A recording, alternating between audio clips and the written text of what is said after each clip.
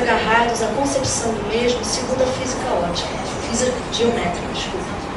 O que é muito diferente do instante vivido e experimentado, um corpo vivo. Sabemos que a noção de tempo percorreu um largo caminho no âmbito da ciência, desde a antiguidade até a física contemporânea. Mais uma vez, Luiz Alberto Oliveira serve de inspiração para compreender como a atual imagem de mundo apresentada pela ciência é complexa e labiríntica. Para ele, também o objeto do conhecimento se torna complexo, impondo ao sujeito contemporâneo novos paradigmas para a apreensão da realidade. O principal resultado dessa mudança é a emergência de uma pluralidade nunca antes evidenciada de modos de temporalização. Ele chama a membrana de efeito superfície. Então, esse efeito superfície, que é a imagem científica atual do tempo, é o que tomamos, sob o ponto de vista da arte, como um estado-imagem, uma membrana provisória que torna visível um certo tipo de temporalização e por meio da qual se dá o fenômeno de atualização de uma possibilidade que se descola do grande céu das potencialidades infinitas. Ao tomar as imagens como membranas, como efeitos de superfície ou estados-imagem, assumir que elas são corpos vivos, disponíveis à visão e à experimentação do observador, e onde pode-se dar uma ou mais formas de escritura temporal. É como se essa possibilidade, essa ideia em forma de imagem que vaga por um céu pleno de potencialidades infindáveis, subitamente fosse ativada por uma intimidade, uma energia que a iluminasse e a descolasse desse fundo celeste e se tornasse ela mesma o céu, o mundo a ser apresentado. Não pretendi com isso esgotar as categorias de temporalidades possíveis para a análise de obras de arte, nem tampouco tive a pretensão de fundar uma nova teoria da imagem. Minha intenção foi apenas a de pensar as imagens da arte a partir delas mesmas, elegendo como elemento principal para essa análise a noção de tempo e percebendo em cada uma a forma como o tempo conforma uma visibilidade. Partindo da fotografia e de uma discussão sobre a sua aparente instantaneidade, camisa de força que levou a tantas análises reducionistas desse meio, assumi que seria possível restituir-lhe o fluxo vital do tempo e, desta maneira, incluí-la no campo mais vasto das imagens-tempo, das imagens que são apresentações do tempo em si mesmas e não instantes de mumificação da vida. Maurício Vysotsky, em sua tese sobre o instante, defende a ideia de que o tempo, o instantâneo, tenha ido parar fora da imagem, ficando a experiência da duração concentrada no momento da espera pela imagem, chamada por ele de expectação. Apesar dessa abordagem reconciliar o instantâneo com a experiência da duração, acredito que essa temporalidade supostamente perdida para o espaço extraimagético continue operando dentro da imagem fotográfica. Nela, o tempo é percebido como devir que atualiza todas as possibilidades virtuais, que incluem, de um lado, as leituras possíveis da imagem pelos potenciais observadores e, de outro, o processo de fabricação da imagem pelo artista. Esta interface imagética atua como uma membrana que conecta os dois lados essenciais para que o processo de comunicação possa existir.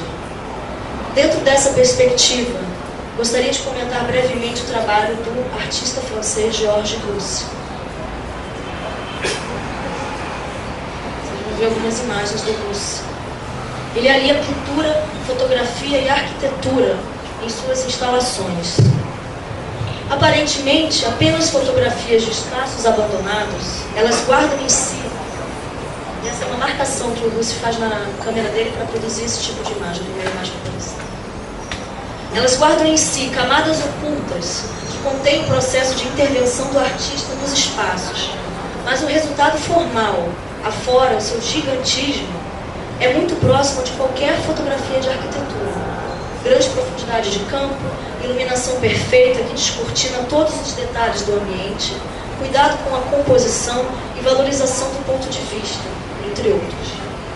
Esta é uma obra importante, na minha opinião, para mostrar como a tecnologia pode, às vezes, disfarçar completamente a ação manual do artista. Vocês vão ver um vídeo que mostra pouquinho do processo para fazer essas imagens, né? E, então ele atua em prédios, em galpões, em empresas, casas que vão ser demolidas. E ele empreende um conjunto de sites específicos, né? De intervenções no local, onde ele pinta os muros, os pisos, os tetos e até mesmo derruba paredes para chegar a esse tipo de imagem. Então aqui a gente acha que existe um volume, mas na verdade esse volume é criado pela perspectiva da câmera. Esse vídeo vocês podem ver no site, que é um projeto que ele fez numa cidade americana, um distrito chamado Durham, e o site pode ser acessado, é russprojectdurham.com, é bem interessante. Então ele cria a ilusão que volumes geométricos realmente ocupam todo o espaço. Seu processo de trabalho leva muitos dias e é registrado fotograficamente. De forma mágica, torna o que é chapado em volume. O resultado obtido com a escolha do ponto de vista e da perspectiva que ordena objetos fictícios tornados reais pelo olhar. O tempo não está fora das imagens de luz, como diz Vygotsky. Ele se desvela em camadas que podem ser escavadas, como na arqueologia ou nas fotografias estereoscópicas. Nessas imagens, o local real se converte em espaço virtual que contém em si o corpo, o tempo, a duração, o trabalho manual do artista. A contemporaneidade parece exigir de nós uma atitude mais crítica em relação às imagens.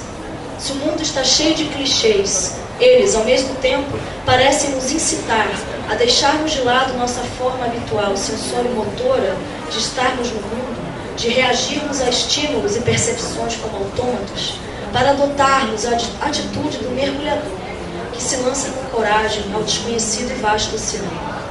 Este mergulho também precisa ser feito em relação às imagens.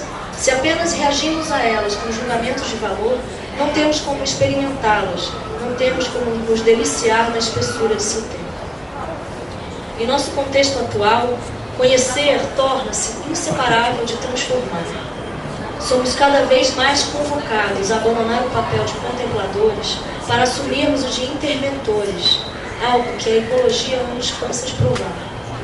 No campo da arte, a noção de interatividade adquire cada vez mais importância para os artistas e se reflete no número crescente de trabalhos que convocam o corpo do espectador a completar o sentido das obras. Sem o participador, termo introduzido por Elliott Sica, algumas obras podem até mesmo simplesmente não existir. O tempo interativo faz com que possamos efetivamente atuar dentro da obra, potencializando a experiência da duração das mesmas, o que explicitou o lugar primordial do tempo como que pode constituir uma obra de arte, não somente como assunto, mas como que a cultura.